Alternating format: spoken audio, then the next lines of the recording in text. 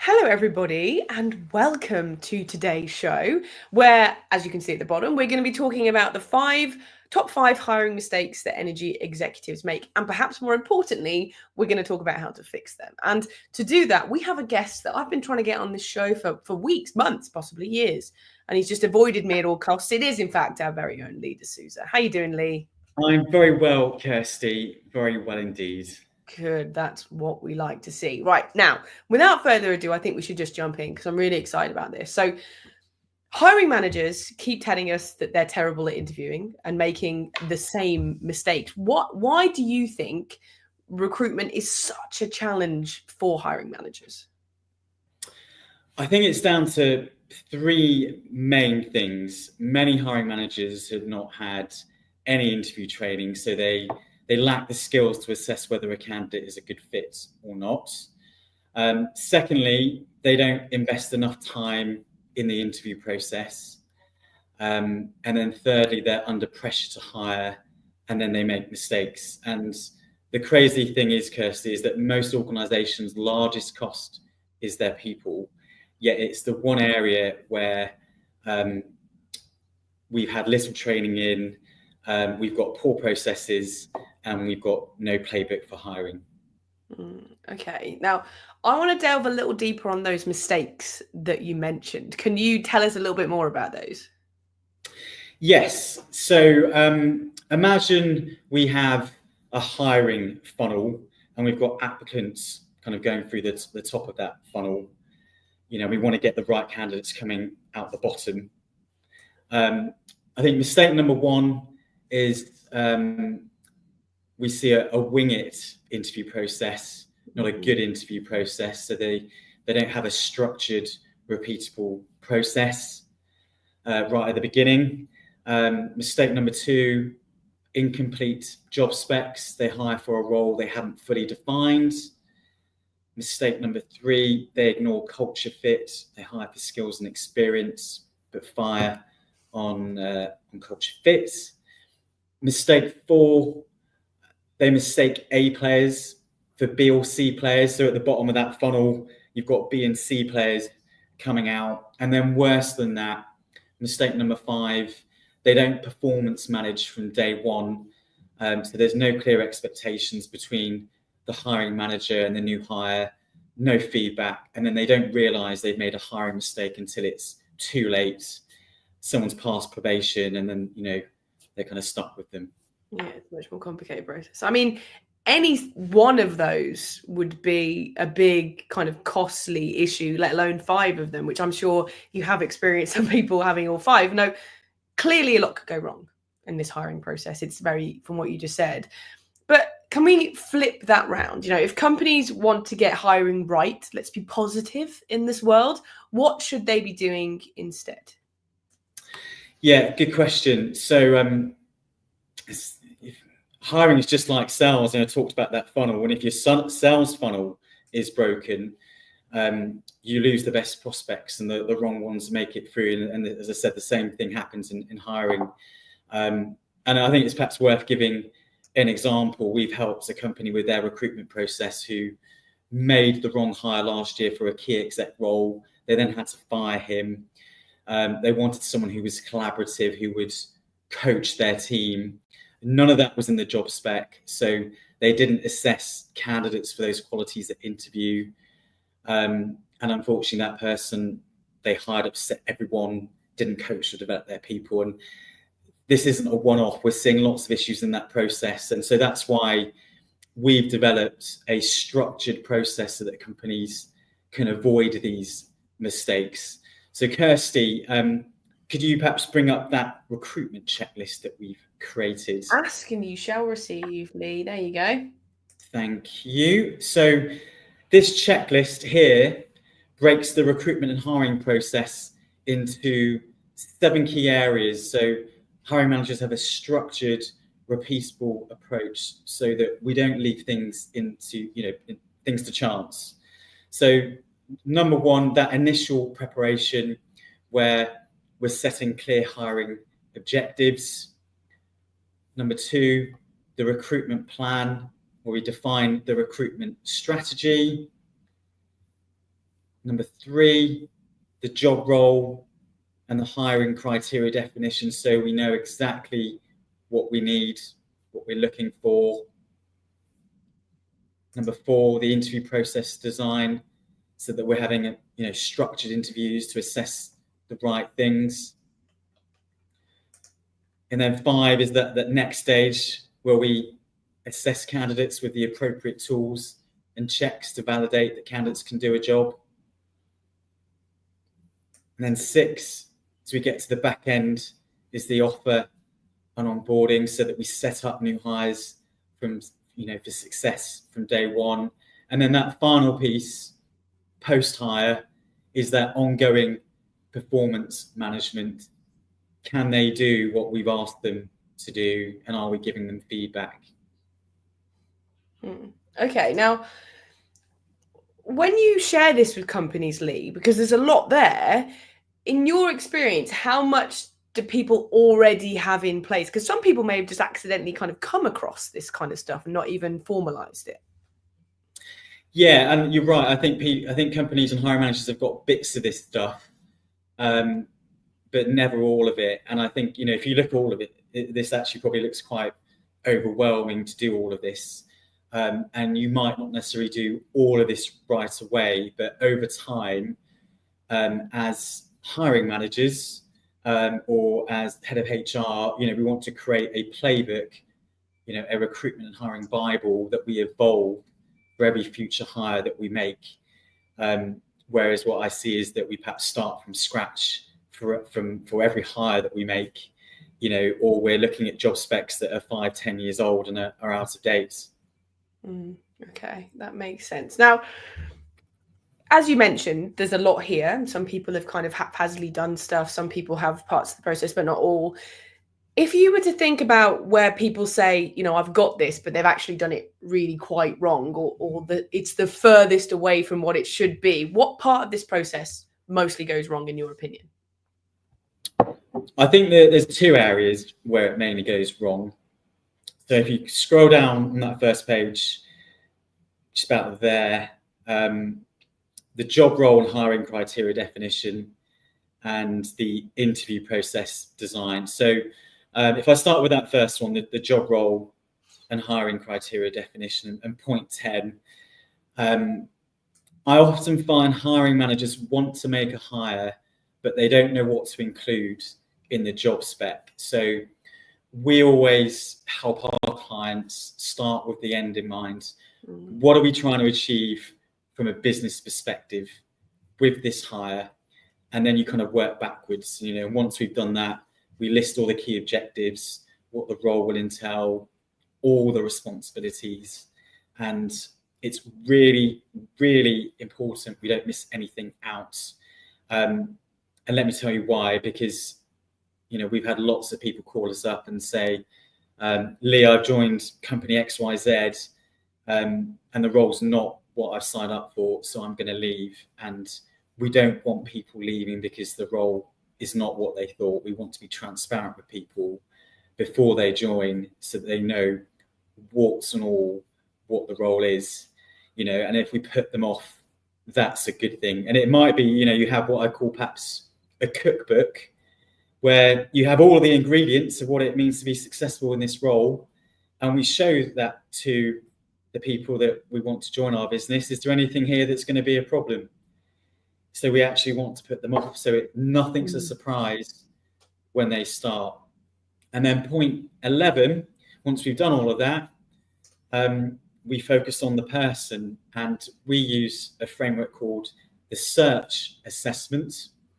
And that stands for skills, the technical and soft skills required, experience, what they've done that's relevant from previous roles, attitude, how motivated they are, perhaps their adaptability, results, the proven achievements related to what you want them to do in the role, cognitive ability, so things like problem solving, and habits. So what daily behaviors do they need to have? So if they're a manager, do they regularly supervise, coach, train, and mentor their staff? And we want to assess them on that.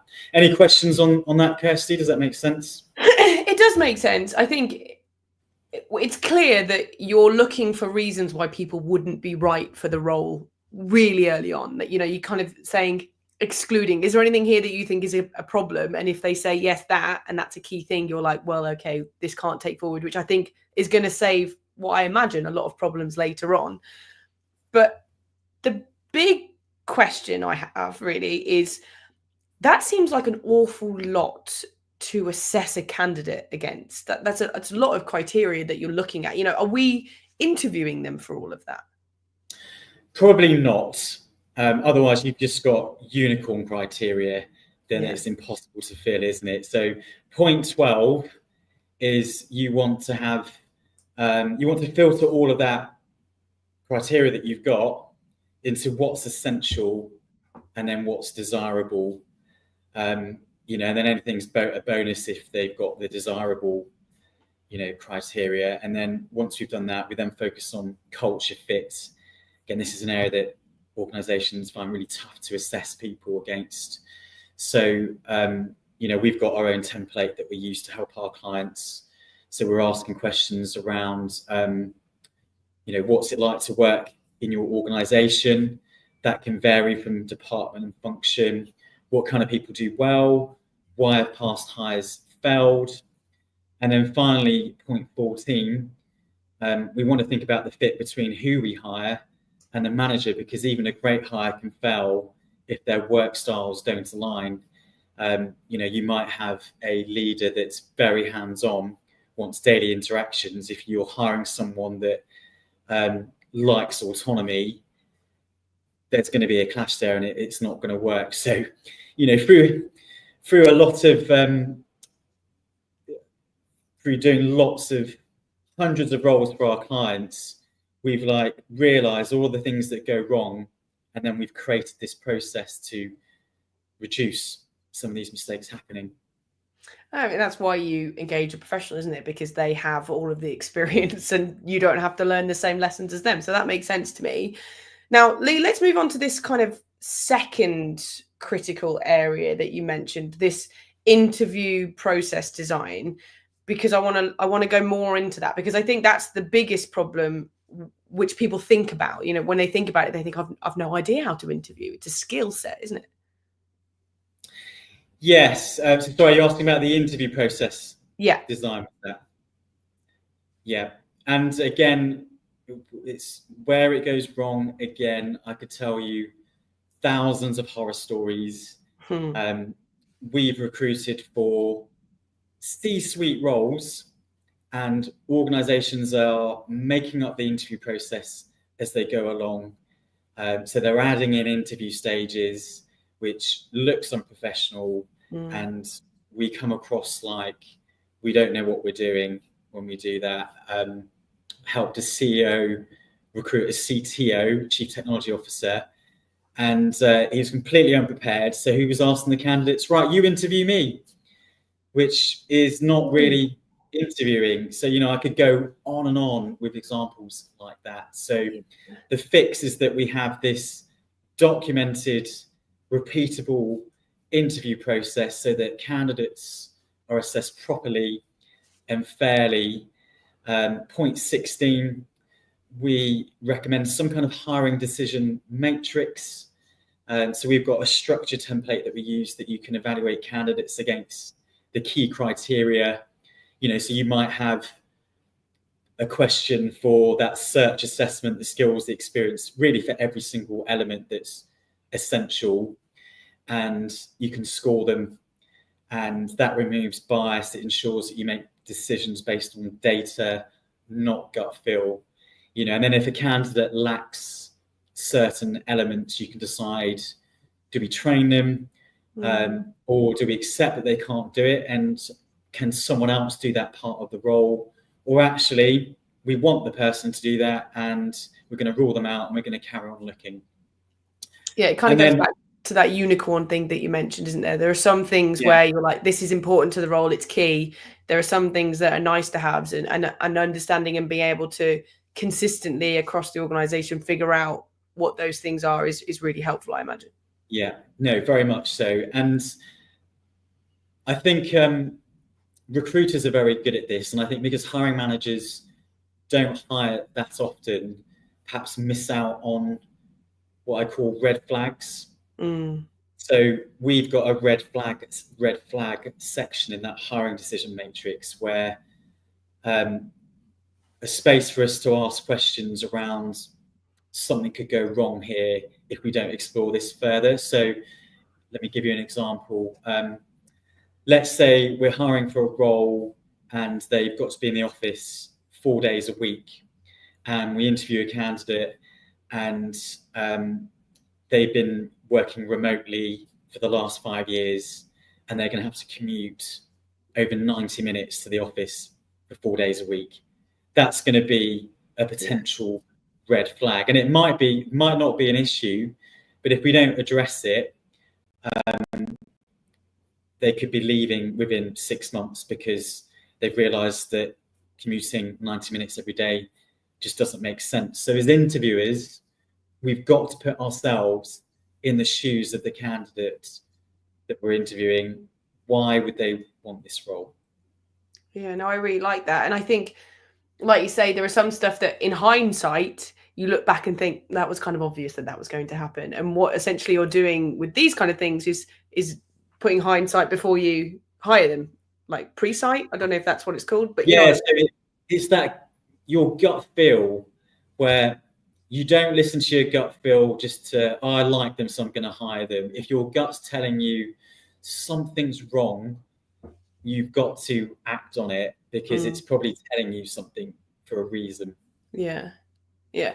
The other thing that I really like about this is often when you're in an interview as a candidate, that's your first real experience of the organization that you come across. And so having somebody who's well organized, who's asking really good questions, puts a good point across from the candidate point of view. You think, oh, this is a well-run place. So the interview process design can be really attractive to a candidate, I guess, if it's run well. Because we've all had shambolic interviews, shall we put, and it does tend to put you off a little bit, the organization, doesn't it? Yes. And when we're managing candidates through a recruitment process, it's very obvious when hiring managers are well prepared, have had interview training, and that links nicely on that point 20 there. So we did a poll last year on hiring managers. How many of you have had interview training? Around 50% of hiring managers had said they'd had no interview training. And, that's a problem because if, we don't know what we don't know, we're in danger of hiring on affinity bias. Entrepreneurial CEOs struggle with this, myself included. We can be very charming, Kirsty, because we're proud of our businesses. We woo candidates, but then we don't actually interview them, which doesn't make for an effective interview. So, that's why it's really important that everyone in the business that is in a hiring role should have interview training.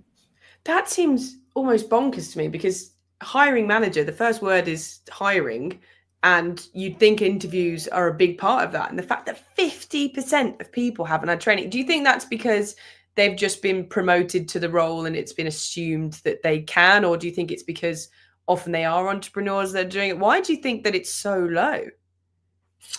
It's not just entrepreneurial businesses. It's not just SME businesses. It's corporate businesses as well. So there's a lack of consistency, and it might be that some hiring managers have been on some interview training, but it was ages ago. They've not embedded it. They've forgotten about it. But I don't think enough businesses prioritize it.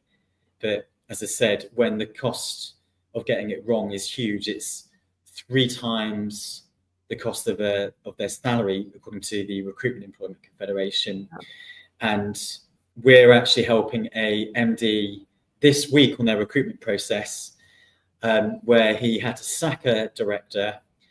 And he said it wasn't just the financial impact, it was the impact of the team, the things that you can't measure. And it took him 6 months to rebuild the trust from the damage that the previous director made from that wrong hire. Wow, that is, yeah, it's one of those things, and I assume sometimes some of the, particularly in larger organisations, I imagine some people are being interviewed by multiple people, you know, one or two people, or one or two stages, it might be different, and so having everybody have a consistent method and having consistently high skills can be, again, attractive to the candidate. If you want to attract good candidates, you want to make that experience good for them. Yes. Yeah, you're right, and actually, you've just given me another thought about one organisation I know, big utility, that lets every hiring manager just interview as they want to form their own opinions.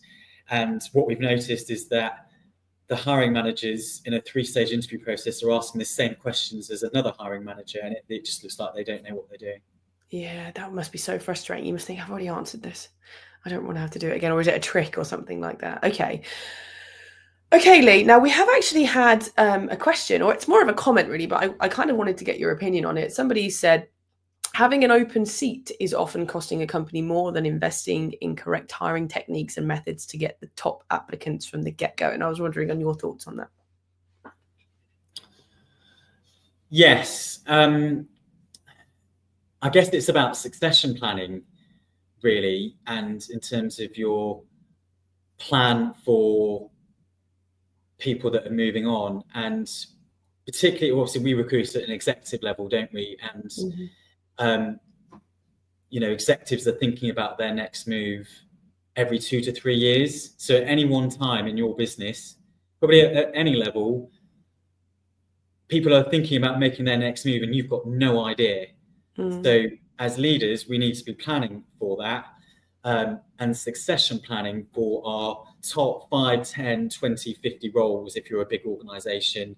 So for those really critical roles, what is the succession planning for those roles? Have we got internal candidates that can step up? And if we haven't, what are we going to do about that? What's our plan B? What's our plan C? What's the notice period for the people that are in those roles? And how long will it take us to fill those shoes? But yeah, critical roles is going to cost you a lot of money because you could be having acting in that role. And that could be costing you a lot of money for a number of reasons. Is something that you think you can come across? You mentioned that some people, you know, promoting from within. If you're hiring somebody at potentially a lower level, do you think in the interview process it is possible to pull out whether they will be somebody who will be promoted up within the organization and their new role will be internal rather than looking outside? Do you think that comes across in the interview process? Do you think you can discover it? So I think I do think businesses should hire for potential. So what can they do? What are the gaps? And do we think they've got the ability to learn? And have they got a track record of learning new skills that means that they'll give us confidence that they can learn this job that's a step up? And what we can do is give people the opportunity to go into an acting role to see if they can prove themselves before we promote them. And I think sometimes companies make the mistake of promoting someone without knowing whether they can do the job or not, and then they can't do it. And then it's very difficult to go back for them into their previous role. And that's why it's better to give them a chance to do it on a temporary acting role, an interim basis. Yeah, no, I appreciate that. Okay, Lee, we are coming towards the end now. You shared a lot of valuable insight today, and in a second, we're going to talk about your top tip for the session. But I believe that you have an offer for our audience today. Yes. So organizations keep telling us that they struggle with recruitment, that their interview process is really poor. So for anyone that's worried about, making mistakes that I've just outlined, or perhaps maybe you've got a key role coming up and want some help, I'm offering a free consultancy call with 5 executives, as long as they're within energy or utilities for obvious reasons. So a free call, And at the end of that call, I'm happy to share that recruitment checklist, whether they want our help or not. So if that's you, type hiring in the comments or send me a DM. Perfect. Yeah, that if you're watching a recording of this, either on YouTube or on LinkedIn Live, on LinkedIn, sorry, I'll make sure that a link to Lee's profile is below on YouTube, so you can click through easily if you would prefer to DM him. Okay. Now, Lee, in a second, as I mentioned, we're going to come to you for that top tip. But before then, can we talk about our next show in March? Yes, we've got a great guest by the name of Faris Aranki. And he's going to be discussing why everyone struggles to implement their strategy. And it won't be what you think it is. He's got this special formula that's related to EQ, IQ. And one of the reasons he talked about why strategies fail is that we're not bringing in our people, we're not getting their buy-in. And often we've got these intelligent leaders that think they know best, rolling out a strategy without getting the buy-in. So he's going to be talking about that. And that's on March 26th. Mm-hmm. So if you'd like an invite to that, just type strategy in the comments, or contact me again on LinkedIn. Amazing. Very much looking forward to that. Okay, Lee, we've come to what I think is my favourite part of the show, because as we mentioned, you discussed a lot of things today. There's been a lot of points, there's been a lot of knowledge that you've shared, but somebody's thinking about this and they're thinking, right, I don't want to make any more hiring mistakes. I don't want to do it anymore. What is your top tip for them? The thing that they should do now that will make you think the biggest difference? Yeah, so we're always going to make mistakes, unfortunately. Because recruitment's not black and white. So we can do everything right in the process. But at the end of the day, we're dealing with people. So my top tip is that when you do make a mistake or something goes wrong, put in a process to stop it happening again. And that's why I've created this structured interview and hiring process, because these are all the kind of things that I've seen go wrong again and again and again.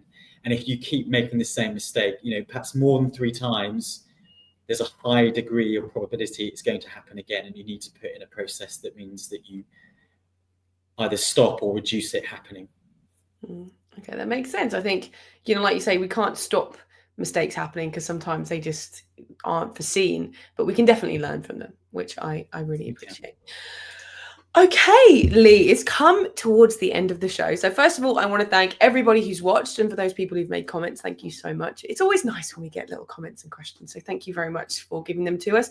I want to say a huge thank you to Lee. I finally managed to wrangle him onto the show, and he was fabulous, I think, Lee. So thank you very much. My pleasure. Yeah, thank you to our audience who watched this. I went through a lot today, so if you'd like the recording, let me know. Otherwise, we'll see you next time. We will indeed.